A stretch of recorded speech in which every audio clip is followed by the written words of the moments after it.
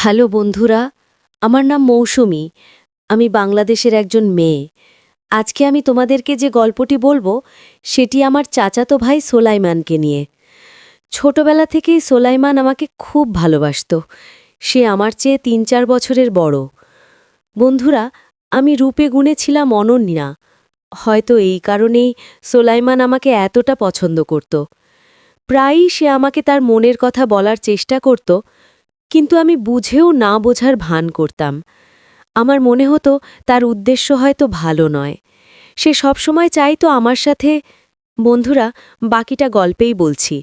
আশা করি তোমরা আমার গল্পটি খুব মনোযোগ সহকারে শুনবে। নিশ্চয়ই অনেক মজা পাবে। তাহলে চলো বন্ধুরা, কথা না বাড়িয়ে মূল গল্পে চলে যাই। বন্ধুরা, এক শীতের সকালে আমি ঘুমের মধ্যে হঠাৎ মাথায় একটা তীব্র ব্যথা অনুভব করলাম। লাফ দিয়ে উঠে বসে চিৎকার করে বললাম, মাগো, গেছে গেছে, আমার মাথা গেছে, কোন শালায় কি মারছে রে? ঘুমের ঘোরে তখনও চোখ ভালো করে খুলিনি। হঠাৎ নজরে পড়ল আমার বিছানার পাশে একটা মোড়ানো কাগজ পড়ে আছে। কাগজটা হাতে নিয়ে দেখি একটা ছোট পাথর তার ভেতর মোড়ানো। বুঝলাম এটাই আমার মাথায় লেগেছে। কাগজটা খুলে পড়লাম, এই যে মিসেস ঘুমুই, এত ঘুমিয়েন না, এক্ষুনি বারান্দায় আসেন, তাড়াতাড়ি, লেট হলে কিন্তু খবর আছে। আমি তো অবাক, কে এমন ধমক দিয়ে বারান্দায় ডাকছে? প্রথমে ভাবলাম আবার কম্বল মুড়ি দিয়ে ঘুমিয়ে পড়ি, কিন্তু কি জানি কেন হঠাৎ লাফ দিয়ে উঠে বারান্দায় ছুটলাম। গিয়ে যা দেখলাম তাতে আমার চোখ বড় বড় হয়ে গেল। নিচে দাঁড়িয়ে আছে সোলাইমান ভাইয়া। আমি বিড়বিড় করে বলে উঠলাম, সোলাইমান ভাইয়া? সেই ইশারায় আমাকে ফোন চেক করতে বলল। ফোন হাতে নিয়ে দেখি কতগুলো মিসড কল আর মেসেজ। ফোন সাইলেন্ট ছিল বলে কিছুই বুঝিনি। আমি তো ঘুমের পাগল, ঘুমালে হুঁশ থাকে না। আবার ফোনে টুন করে মেসেজ এলো, বারান্দায় আস, জলদি। আমি হুড়মুড় করে আবার বারান্দায় গেলাম। নিচে তাকিয়ে দেখি সোলাইমান শান্তভাবে আমার দিকে তাকিয়ে আছে। আমি অবাক, কারণ এতক্ষণ ধমক দিলেও তার মুখে এখন কোনো রাগ নেই। আবার ফোনে মেসেজ, 5 মিনিটের মধ্যে নিচে আয়। আমার তো বিরক্ত লাগছে, শীতের সকালে কে নিচে নামতে চায়? আমি মেসেজ করে বললাম, আমি পারবো না নিচে নামতে, তুমি এই ভোরবেলা এখানে কি করছো? সোলাইমানের রিপ্লাই এলো, ওলো মৌসুমী, তোর সাহস তো কম না, আমায় প্রশ্ন করিস? 5 মিনিটের মধ্যে আসবি, নইলে আমি বারান্দা টপকে তোর রুমে আসব। তুই জানিস তখন তোর কি হবে? আমি জানি সোলাইমানের কথা না শুনলে আমার কপালে দুঃখ আছে, তাই তাড়াতাড়ি ফ্রেশ হয়ে চাদর জড়িয়ে গুটি গুটি পায়ে বাসা থেকে বেরিয়ে পড়লাম। বাসার সবাই ঘুমে, তাই কেউ দেখেনি, নইলে এই ভোরে বেরোলে কি কাণ্ডই না হতো। নিচে গিয়ে দেখি সোলাইমান আমার অপেক্ষায় দাঁড়িয়ে। আমি বললাম, কি হয়েছে ভাইয়া, এত রাতে কেন ডাকছ? সে ভ্রু কুচকে বলল, তোর কাছে এখন রাত মনে হয়? লাইক সিরিয়াসলি মৌসুমী, একটু পর চারপাশে ফুটফুটে আলু হবে। সকালের এই দৃশ্য কত সুন্দর। আমি ঘুমের ঘোরে তার কথায় কান দিচ্ছি না। বললাম, তোমার হয়েছে, আমি গেলাম। যেই চলে যাব সে আমার হাত ধরে আটকে দিল। বলল, এই, তুই আমার কথা শুনছিস? আমার ঘুমের জন্য হাই উঠছে। সোলাইমান বলল, মৌসুমী, তুই এত ঘুম পাগল কেন? বিয়ের পর তোর কি হবে ভেবেই কষ্ট হয়। আমি ঘুমের ঘোরে বললাম, হ্যাঁ, কি বললে ভাইয়া? সে হেসে বলল, চল, তোকে এক জায়গায় নিয়ে যাই, সকালে হাঁটা স্বাস্থ্যের জন্য ভালো। এই বলে আমার হাত ধরে টানতে লাগল। আমরা পাশাপাশি বাড়িতে থাকি। আমার পরিবারে মা সালমা ইসলাম, বড় ভাই হাবিব আর যমজ বোন মুঞ্জিয়া। বাবা মনিরুল ইসলাম 7 বছর আগে ক্যান্সারে মারা গেছেন। সোলাইমানের পরিবারে তার বাবা মা তারেক ও জাবেদা হোসাইন আর ছোট ভাই জোহা। আমরা হাঁটতে হাঁটতে নদীর পাড়ে এলাম। আমাদের গ্রামটা ছোট, কিন্তু সব কিছু আছে, কারেন্ট, নেট, কোনো অভাব নেই। নদীর পাড়ের সৌন্দর্য দেখে আমার ঘুম উড়ে গেল। মনে মনে ভাবলাম, সোলাইমান ভাইয়াকে ধন্যবাদ দিতে হবে। তাকে না ডাকলে আমি তো নাক ডেকে ঘুমোতাম, এই সুন্দর দৃশ্য দেখতাম না। আমি দুহাত ছড়িয়ে বাতাস উপভোগ করছি। চুল উড়ছে, মনটা ভরে গেছে। দূর থেকে সোলাইমান আমাকে দেখছে, তার চোখে একটা অন্যরকম ভালো লাগা। আমি লজ্জা পেয়ে মাথা নিচু করলাম। সে এগিয়ে এসে বলল, কি রে ঘুমকুমারী, এখন তোর ঘুম কোথায় পালালো? আমি হেসে বললাম, হ্যাঁ ছিলাম তো, এখনই পরিবেশটা ভালো লাগছে। সে ভাব নিয়ে বলল, তাহলে আমাকে ধন্যবাদ দে, আমি না হলে তুই তো আসতেই চাসনি।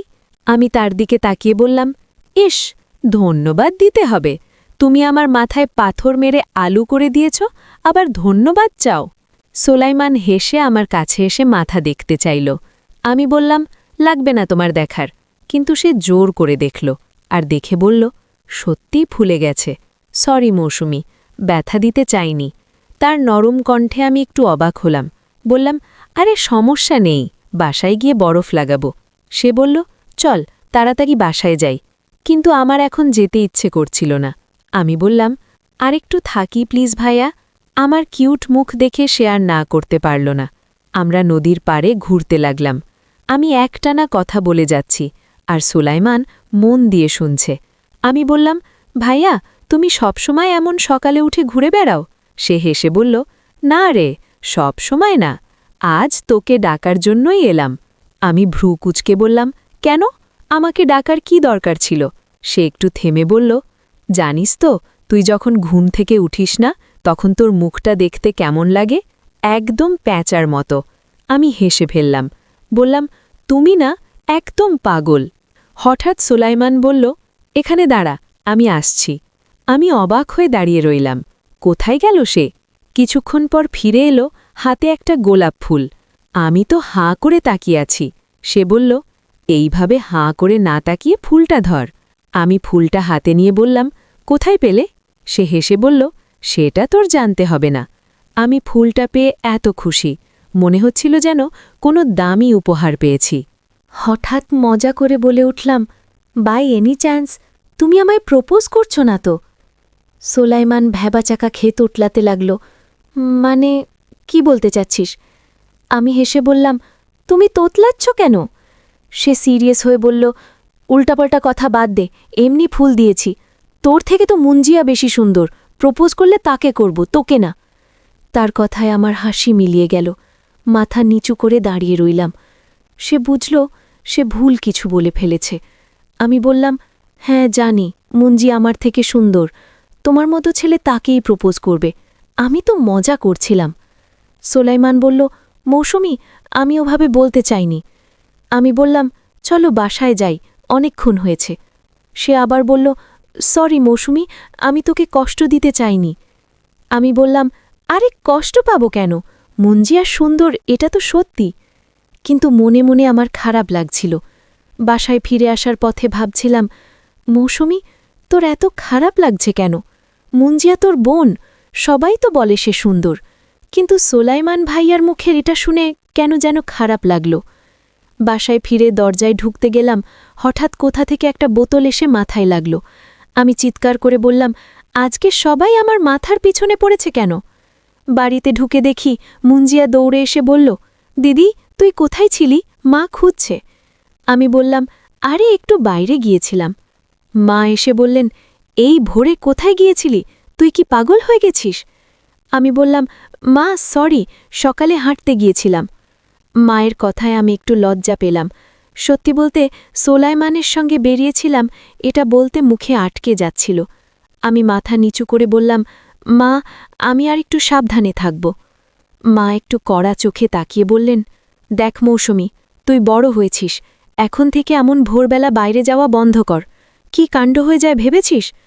আমি মাথা নাড়লাম, কিন্তু মনে মনে ভাবছিলাম, সোলাইমান ভাইয়া কেন আমাকে ডেকেছিল? তার কথা মনে পড়তেই বুকের ভেতরটা কেমন যেন ছটফট করছিল। দিন কয়েক কেটে গেল, সোলাইমানের সঙ্গে আর দেখা হয়নি। আমি ব্যস্ত হয়ে পড়েছিলাম আমার পড়াশুনো নিয়ে। আমাদের গ্রামের কলেজে আমি এর মুঞ্জিয়া একসঙ্গে পড়ি। মুঞ্জিয়া আমার থেকে অনেক বেশি মেধাবী, কিন্তু আমিও চেষ্টা করি ভালো করতে। একদিন কলেজ থেকে ফেরার পথে মুঞ্জিয়া হঠাৎ বলল, দিদি, তুই সেদিন সোলাইমান ভাইয়ার সঙ্গে বেরিয়েছিলি তাই না? আমি চমকে উঠলাম, বললাম, কে বলল তোকে? সে হেসে বলল, আমার চোখ আছে দিদি, আমি দেখেছি তুই ভোরবেলা বেরিয়েছিলি। আমি একটু বিরক্ত হয়ে বললাম, তুইও না মুঞ্জিয়া, সব কিছুতে নজর রাখিস। সে হাসতে হাসতে বলল, আরে দিদি, আমি তোর বোন, তোর ভালো মন্দ আমি দেখব না তো কে দেখবে? তা সোলাইমান ভাইয়া কি বলল? আমি মুখ ঘুরিয়ে বললাম, নাথিং, শুধু সকালে দৃশ্য দেখাতে নিয়ে গিয়েছিল। মুঞ্জিয়ার চোখে একটা দুষ্টু হাসি খেলে গেল। সে বলল, বুঝেছি, তবে দিদি, সোলাইমান ভাইয়া তোকে খুব পছন্দ করে। আমি চুপ করে রইলাম, কিন্তু মনের ভেতর কেমন যেন একটা ঢেউ উঠল। বিকেলে বাড়ি ফিরে দেখি সোলাইমানের মা আর জাবেদা খালা আমাদের বাড়িতে এসেছেন। আমাকে দেখে তিনি হেসে বললেন, মৌসুমী, কেমন আছিস মা? অনেকদিন তোকে দেখিনি। আমি লজ্জা পেয়ে বললাম, ভালো আছি খালা, আপনি কেমন আছেন? তিনি হাসলেন, তারপর মায়ের সঙ্গে গল্প শুরু করলেন। আমি রান্নাঘরে চলে গেলাম, কিন্তু কান খাড়া ছিল। খালা বলছিলেন, সালমা, আমার সোলাইমান তো বড় হয়েছে, এখন ওর জন্য একটা ভালো মেয়ে দেখতে হবে। আমার মা হেসে বললেন, হ্যাঁ জাবেদা, তুমি ঠিক বলেছ, সোলাইমান ভালা ছেলে, ওর জন্য সেরা মেয়েই হবে। আমার বুকটা কেমন, মন যেন ধক করে উঠল। রান্নাঘর থেকে বেরিয়ে এসে দেখি সোলাইমানও এসেছে। সে আমাকে দেখে বলল, কিরে মৌসুমী, এত লুকিয়ে লুকিয়ে কি করছিস? আমি মুখ ফিরিয়ে বললাম, কিছু না ভাইয়া, তুমি এখানে কেন? সে হেসে বলল, মা এসেছে, আমিও চলে এলাম, তুই তো আমাকে এড়িয়ে চলছিস, তাই না? আমি কিছু বলার আগেই মুঞ্জিয়া এসে বলল, সোলাইমান ভাইয়া, দিদিকে একটু শান্তিতে থাকতে দাও, ও তো লজ্জা পাচ্ছে। সবাই হেসে উঠল, আর আমি লজ্জায় মাথা নিচু করে ঘরে চলে গেলাম। সেদিন রাতে ঘুমোতে যাওয়ার আগে ফোনে একটা মেসেজ এলো। সোলাইমান লিখেছে, মৌসুমী, সেদিন নদীর পাড়ে তুই যে হাসিটা হেসেছিলি, সেটা আমার মাথায় ঘুরছে। কাল বিকেলে আমাদের বাড়িতে আসিস, মা তোকে ডাকছে। আমি মেসেজটা পড়ে কিছুক্ষণ চুপ করে রইলাম। কেন জানি তার কথাগুলো আমার মনে একটা অদ্ভুত অনুভূতি জাগাচ্ছিল। আমি রিপ্লাই করলাম, ঠিক আছে ভাইয়া, কাল যাব। কিন্তু ঘুমোতে গিয়েও মনটা শান্ত হচ্ছিল না। সোলাইমানের সেই হাসি, তার কথা, তার ফুল দেওয়া, সব কিছু মাথায় ঘুরছিল। পরদিন বিকেলে আমি সোলাইমানদের বাড়িতে গেলাম। জাবেদা খালা আমাকে দেখে খুব খুশি হলেন। বললেন, মৌসুমী, তুই তো আমার মেয়ের মতো, ছোটবেলা থেকে তোরা একসঙ্গে বড় হয়েছিস, আমি তোকে খুব ভালোবাসি। আমি লজ্জায় মাথা নিচু করে ফেললাম। সোলাইমান পাশে দাঁড়িয়ে মুচকি হাসছিল। খালা হঠাৎ বললেন, তোরা দুজন বাইরে গিয়ে একটু গল্প কর, আমি তোর মায়ের সঙ্গে কথা বলছি। আমি আর সোলাইমান বাইরে বারান্দায় গেলাম। সোলাইমান আমার দিকে তাকিয়ে বলল, মৌসুমী, তুই আমার সঙ্গে এত কম কথা বলিস কেন? আমি কি তোর কাছে এতই খারাপ? আমি হেসে বললাম, না ভাইয়া, তুমি খারাপ না, আমি তো লজ্জা পাই। সে হাসল, তারপর বলল, তুই লজ্জা পেলে বড় কিউট লাগে জানিস। আমার মুখ লাল হয়ে গেল। আমি কিছু বলতে গিয়েও চুপ করে গেলাম।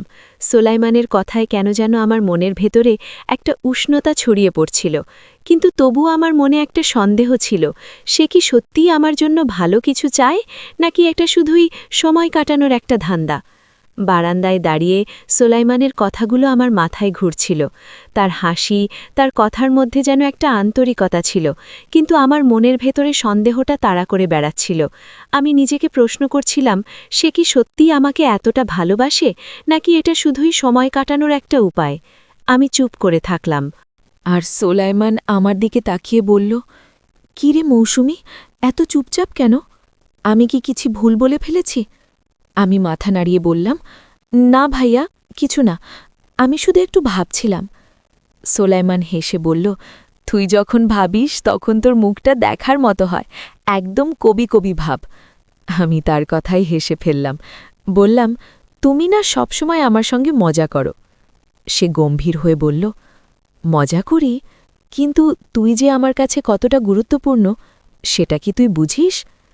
তার কথায় আমার বুকটা আবার ধক করে উঠল। আমি কিছু বলতে গিয়েও চুপ করে গেলাম। আমার মনে হচ্ছিল সে যেন আমার মনের কথা বুঝে ফেলছে। একটু পর জাবেদা খালা বারান্দায় এসে বললেন, মৌসুমী, এতক্ষণ কি কথা হচ্ছে তোদের?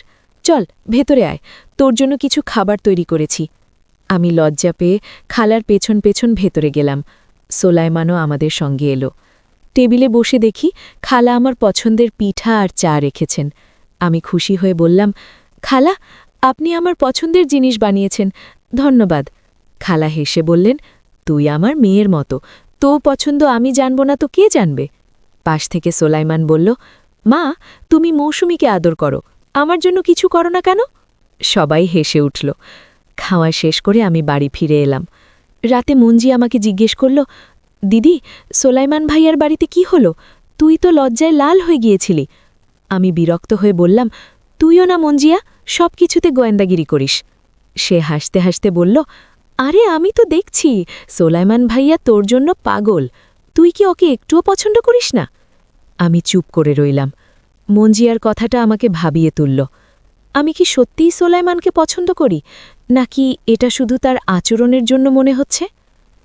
পরদিন সকালে আমি কলেজে যাবার জন্য তৈরি হচ্ছিলাম। হঠাৎ ফোনে একটা মেসেজ এলো।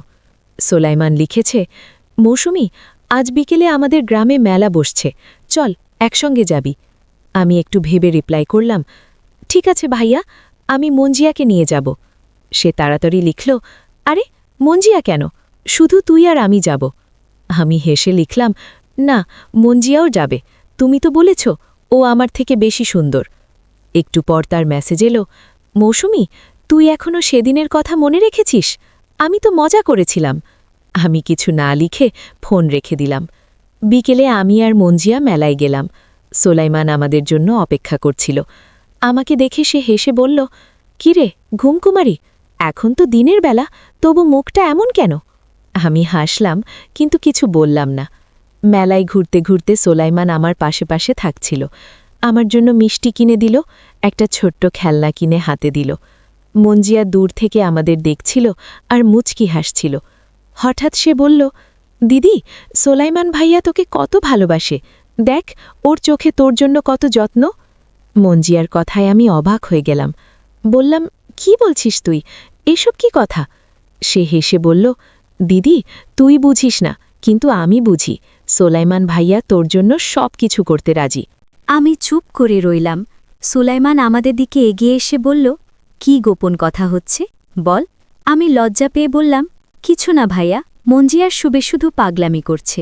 সে হাসল, কিন্তু তার চোখে একটা গভীর দৃষ্টি ছিল, যেন সে আমার মনটা বোঝার চেষ্টা করছে। মেলা থেকে ফেরার পথে সুলাইমান আমাকে বলল, মৌসুমি, তুই যখন হাসিস তখন পুরো মেলাটাই যেন আরও উজ্জ্বল হয়ে ওঠে। আমি লজ্জায় মাথা নিচু করলাম। তার কথাগুলো আমার মনে গেঁথে যাচ্ছিল, কিন্তু আমি এখনও নিশ্চিত ছিলাম না তার এই আচরণের পেছনে কী উদ্দেশ্য।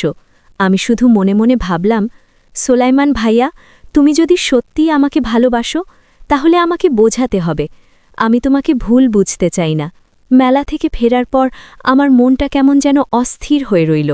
সোলাইমানের কথাগুলো, তার হাসি, তার আমার প্রতি যত্ন, সব কিছু মাথায় ঘুরপাক খাচ্ছিল। আমি নিজেকে বোঝানোর চেষ্টা করছিলাম, হয়তো সে শুধু ভালো বন্ধু হতে চায়, কিন্তু মনের এক কোণে অন্যরকম একটা অনুভূতি জাগছিল। আমি ভাবছিলাম, সে যদি সত্যিই আমাকে ভালোবাসে তাহলে কেন এতদিন আমি তাকে ভুল বুঝলাম? তার উদ্দেশ্য কি সত্যি পবিত্র, নাকি আমি এখনও তার আসল মনোভাব বুঝতে পারছি না? পরদিন সকালে আমি আর মঞ্জিয়া কলেজে যাচ্ছিলাম। হঠাৎ পথে সোলাইমানের সঙ্গে দেখা। সে হাসি মুখে বলল, কিরে মৌসুমি, কলেজ যাচ্ছিস? আমিও তোর সঙ্গে একটু হাঁটি। আমি একটু ইতস্তত করে বললাম, ঠিক আছে ভাইয়া, কিন্তু তুমি এই পথে কোথায় যাচ্ছ? সে হেসে বলল, কোথাও না, শুধু তোদের দেখে ভাবলাম একটু গল্প করি। মঞ্জিয়া দুষ্টু হাসি দিয়ে বলল, সোলাইমান ভাইয়া, তুমি তো দিদির পিছু নিয়েছ মনে হচ্ছে। আমি লজ্জায় মাথা নিচু করলাম, আর সোলাইমান হেসে বলল, মঞ্জিয়া, তুই না একদম পাকা মেয়ে। পথে হাঁটতে হাঁটতে সোলাইমান আমার সঙ্গে গল্প শুরু করল। বলল, মৌসুমি, তুই জানিস আমি ছোটবেলায় তোকে কত ডাকতাম আমার সঙ্গে খেলতে, আর তুই সব সময় বলতি আমি পড়াশোনা করব। আমি হেসে বললাম, হ্যাঁ, কারণ তুমি আমাকে সব সময় বিরক্ত করতে। সে হাসল, তারপর বলল, বিরক্ত করতাম, কিন্তু তুই জানিস তখন থেকেই আমি তোকে খুব পছন্দ করতাম। আমি চুপ করে গেলাম। তার কথায় আমার মনের ভেতরে আবার সেই অস্থিরতা ফিরে এলো। আমি কিছু না বলে শুধু হাঁটতে লাগলাম। কলেজে পৌঁছে সোলাইমান বলল, মৌসুমি, আজ বিকেলে নদীর পাড়ে আসিস, আমার কিছু কথা বলার আছে। আমি একটু ইতস্তত করে বললাম, দেখি ভাইয়া, সময় হলে আসব। সে গম্ভীর হয়ে বলল, না, তুই আসবি, আমি অপেক্ষা করব। তার কথার মধ্যে একটা জোর ছিল, যেন সে আমার উত্তরের জন্যে অপেক্ষা করছে না। আমি মাথা নাড়লাম, কিন্তু মনে মনে ভাবছিলাম সে কি বলতে চায়। আমার সন্দেহ আরও বাড়ছিল। বিকেলে আমি নদীর পাড়ে গেলাম। সোলাইমান সেখানে দাঁড়িয়েছিল, হাতে একটা ছোট বই। আমাকে দেখে সে হেসে বলল, এসেছিস? ভেবেছিলাম তুই এবার ঘুমিয়ে পড়বি। আমি হাসলাম, তারপর বললাম, কি বই হাতে আর কি কথা বলতে ডেকেছ? সে বইটা আমার হাতে দিয়ে বলল, এটা আমার পছন্দের একটা গল্পের বই, তুই পড়ে দেখ। আর কথা?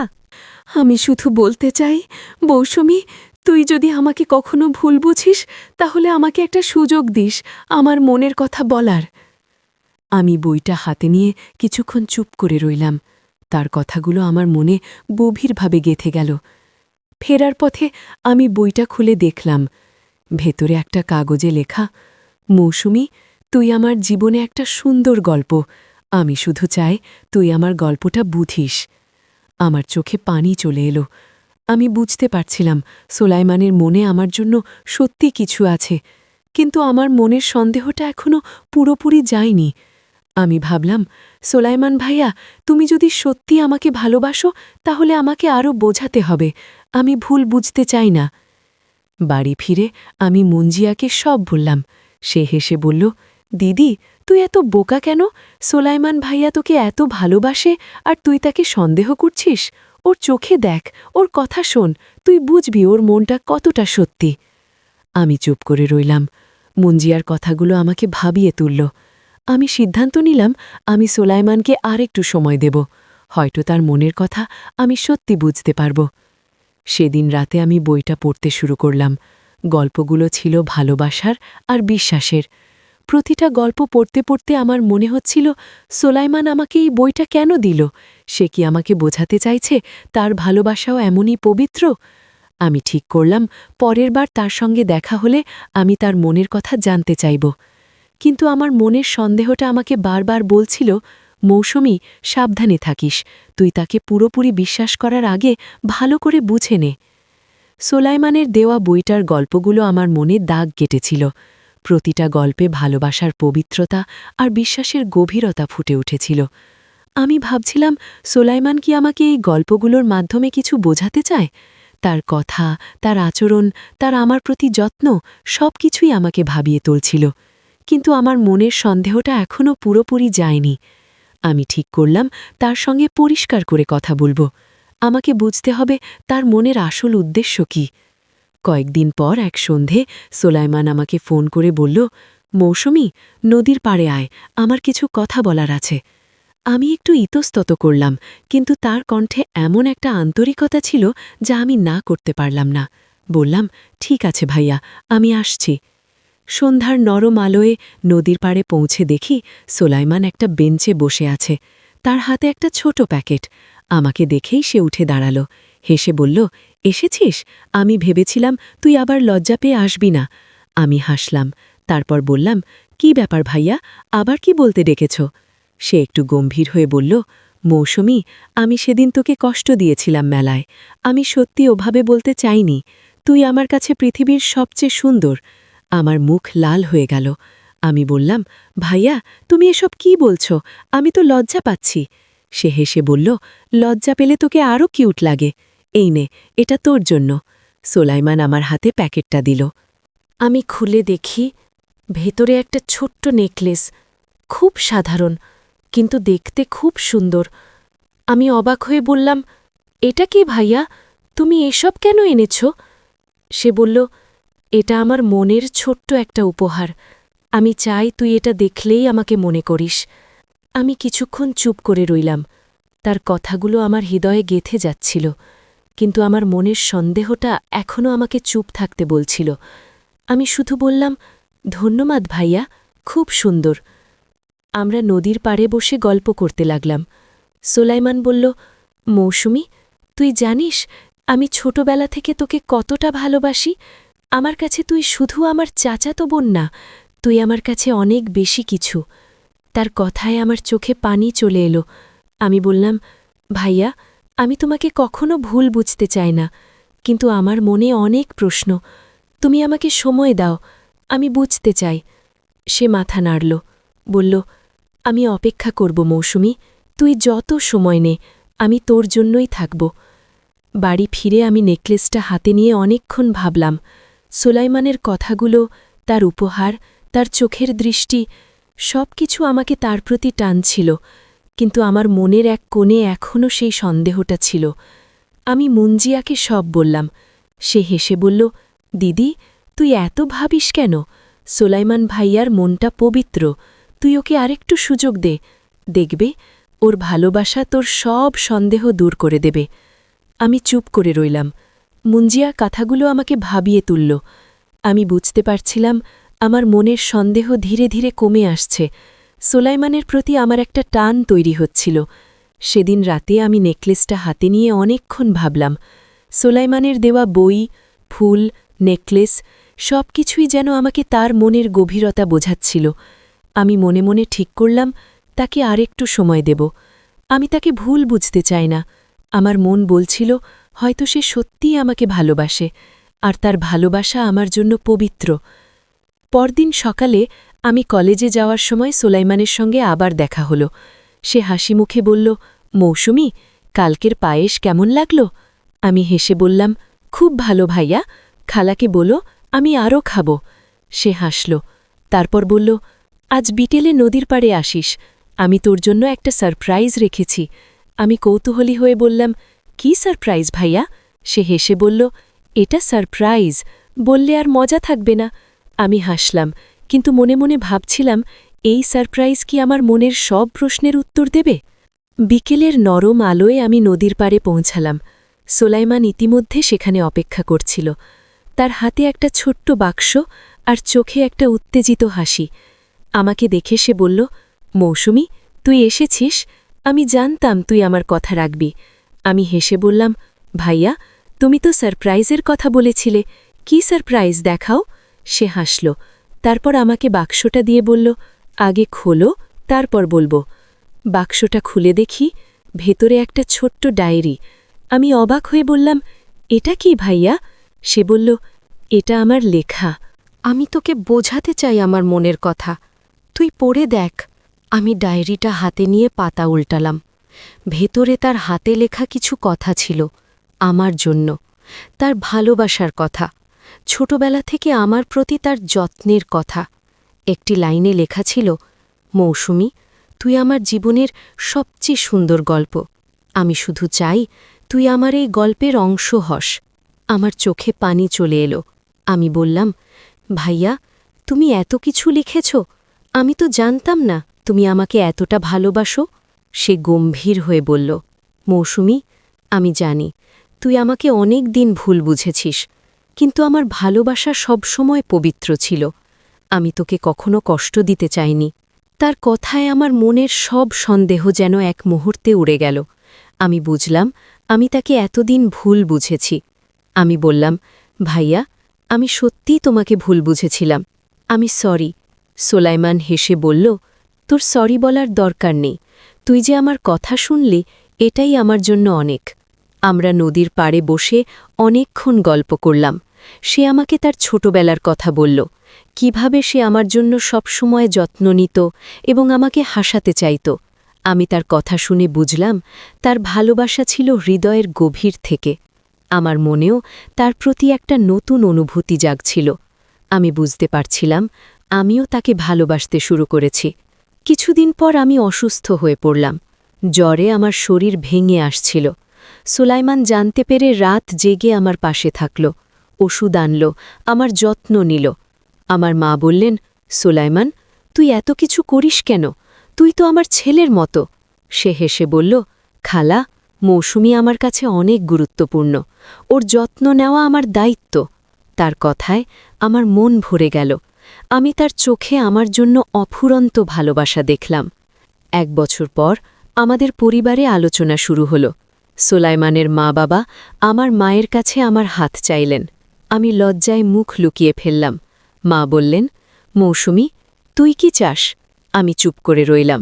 মুঞ্জিয়া হেসে বলল, মা, দিদি তো লজ্জা পাচ্ছে, ওরা তো একে অপরকে ভালোবাসে। সবার মুখে হাসি। আমার মনের ভেতরে একটা শান্তি ছড়িয়ে পড়ছিল। আমি বুঝলাম সুলাইমান আমাকে সত্যি ভালোবাসে, আর আমিও তাকে ভালোবাসি। অবশেষে আমাদের বিয়ে ঠিক হল। বিয়ের দিন আমি সুলাইমানের দিকে তাকিয়ে ভাবলাম এই মানুষটি আমাকে কতটা ভালোবাসে। বাসর রাতে সে আমাকে বলল, মৌসুমী, তুই আমার জীবনের সবচেয়ে বড় উপহার।